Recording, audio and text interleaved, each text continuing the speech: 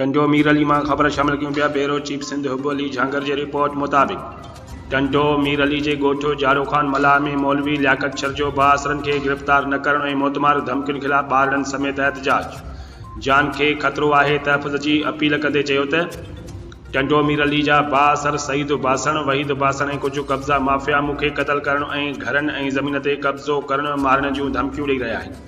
कुछ ॾींहं अॻु सईद बासण, वहीद बासण ऐं कुझु नामालूम माण्हू हथियारनि सां वठी मुंहिंजे घर जी ज़मीन ते कब्ज़ो करण जी कोशिश कई। रोकण तां उन्हनि मूं ते लठियुनि कुआड़नि सां हमलो करे सख़्तु ज़ख़्मी करे मुंहिंजी ॾाढ़ी पटी, मुंहिंजी तज़ील करे क़तल करण जी कोशिश कई। रड़ियुनि ते घर भातियुनि छॾाए वरितो। उन वाक़े जी FIR बि दाख़िल कराई आहे। पीरू वसण पुलिस बासरनि खे गिरफ़्तार करण खां लवाए रही आहे। असां SSP खैरपुर खां मुतालबो कयूं था त बासर, सईद बासण, वहीद बासण ऐं ॿियनि ख़िलाफ़ कार्रवाई करे इंसाफ़ ॾियारियो वञे, न त मूंखे क़तल करे मुंहिंजी मिल्कियत ते कब्ज़ो करे छॾींदा।